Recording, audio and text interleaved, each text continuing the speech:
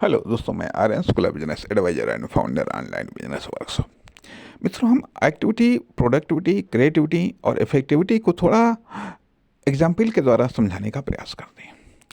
अर्थात मिट्टी है, ठीक है।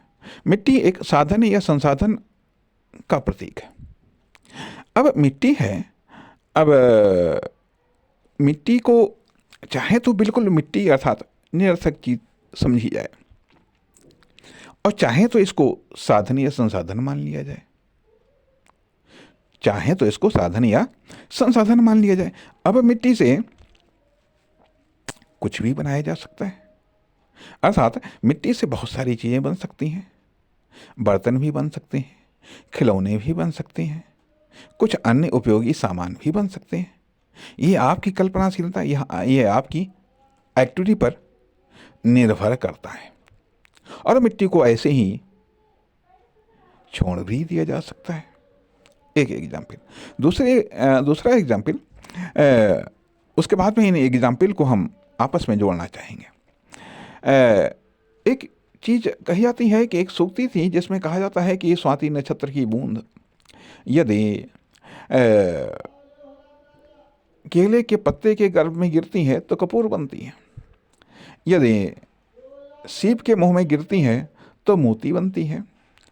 और यदि यदि सर्प के मुख में गिरती है तो विष बन जाती है। अर्थात साधन या संसाधन को जैसी संगति मिलती है, जैसी संगति मिलती है वैसे ही उसका रूप बदल जाता है। अगर समुद्र में मिलती है या अन्य पानी में मिलती है तो उसका अस्तित्व खत्म हो जाता है। उसका अस्तित्व खत्म हो जाता है, या फिर जिस आकार में वो मिलती है वही आकार धारण कर लेती है। या फिर तपती रेत पर गिरती है या किसी गर्म चीज पर गिरती है तो उसका अस्तित्व समाप्त हो जाता है। यही हालत साधन का भी होता है, संसाधन का भी होता है।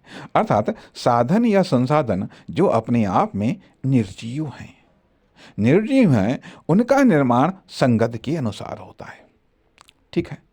अर्थात मिट्टी जब एक साधन या संसाधन है, यदि वह साधन या संसाधन किसी निर्माता अर्थात सृजनकर्ता के पास में, ये सृजनकर्ता से उसकी मुलाकात हुई तो स्वाभाविक बात है वो उससे कुछ न कुछ निर्माण करेगा। जैसी उसकी कल्पना होगी, आवश्यकता होगी, इच्छा होगी, उसके आधार पर वो उसका निर्माण करेगा। यदि मान लिया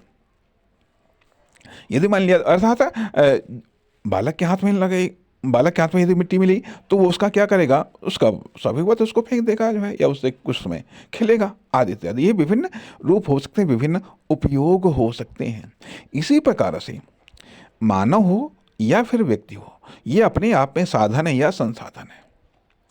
मानव है, यदि उसके अंदर एक्टिविटी नहीं है, यदि उसके अंदर क्रिएटिविटी, प्रोडक्टिविटी, इफेक्टिविटी नहीं है, तो वह दूसरे के लिए एक साधन है या संसाधन है। दूसरे के लिए न केवल वह साधन या संसाधन है, बल्कि जो अन्य साधन या संसाधन है उनके द्वारा भी वो कुछ निर्माण या सृजन नहीं कर पाएगा। और यदि मान लिया कि उसके अंदर एक्टिविटी, क्रिएटिविटी, प्रोडक्टिविटी, इफेक्टिविटी यही चीजें हैं, इंटरनल तौर पर यदि विद्यमान है उसके पास में, तो स्वाभाविक बातें हैं कि वो चाहे पैसा हो, चाहे अन्य जो भी साधन हो वो उससे कुछ न कुछ बना लेगा, या कोई न कोई निर्माण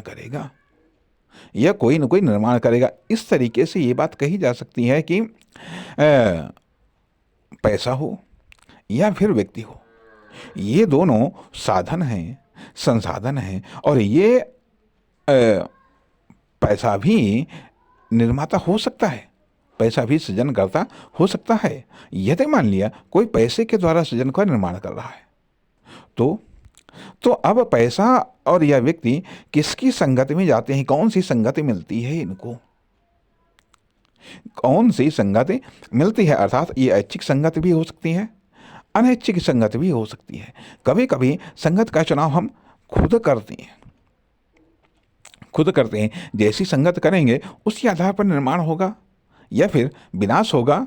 खुद का अस्तित्व का भी विनाश हो सकता है या फिर दूसरे के अस्तित्व में मिल सकते हैं।